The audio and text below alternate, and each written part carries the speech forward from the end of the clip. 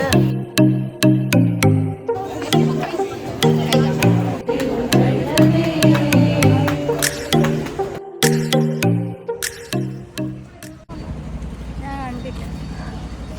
ഞങ്ങൾ ചിക്കൻ ബിരിയാണി അല്ല ഗീ റൈസും ചിക്കൻ കറിയും കഴിച്ചിട്ട് വരാം.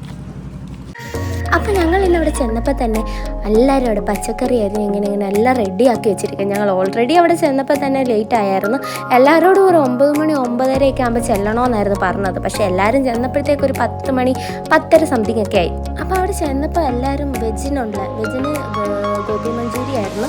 അപ്പോൾ അതിനുള്ള പ്രിപ്പറേഷനൊക്കെ നടത്തിക്കൊണ്ടിരിക്കുകയായിരുന്നു. അപ്പോൾ ഞങ്ങൾ പിന്നെ അവിടെ ചുമ്മാ ഇരുന്ന് വീഡിയോ എടുത്ത് ഫോട്ടോ എടുത്ത് ഞാനിവിടെ ഇതൊക്കെ അഡ്ജസ്റ്റ് ചെയ്ത്.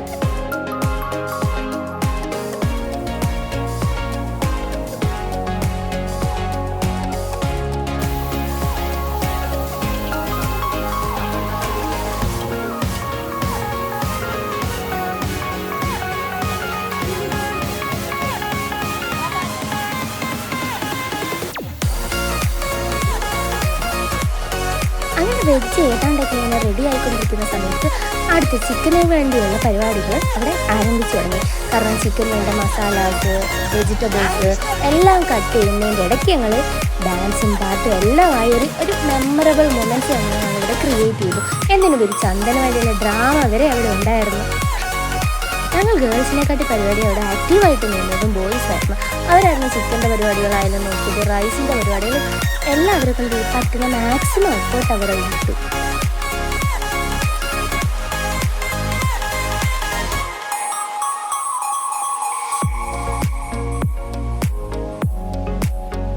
അങ്ങനെ ചിക്കൻ്റെ പരിപാടികൾ കുറച്ച് ടൈം എടുത്തു. കാരണം എന്ന് പറയുമ്പോൾ ഒരു ചെമ്പേ ഉള്ളൂ, അങ്ങനെ ലിമിറ്റഡ് പാത്രങ്ങളേ ഉള്ളൂ. സോ എല്ലാം അതിനകത്ത് വേണമായിരുന്നു ചെയ്യാൻ.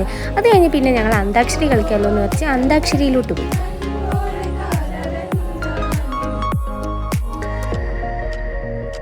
അങ്ങനെ ഞങ്ങളവിടെ കളിച്ചുകൊണ്ടൊക്കെ ഇരിക്കുന്ന സമയത്ത് മെയിൻ കുക്കായിട്ട് ഫ്രണ്ടിൽ നിന്നവർ അരിയൊക്കെ ഏതാണ്ടൊക്കെ വേവാൻ വെച്ചിട്ടുണ്ടായിരുന്നു.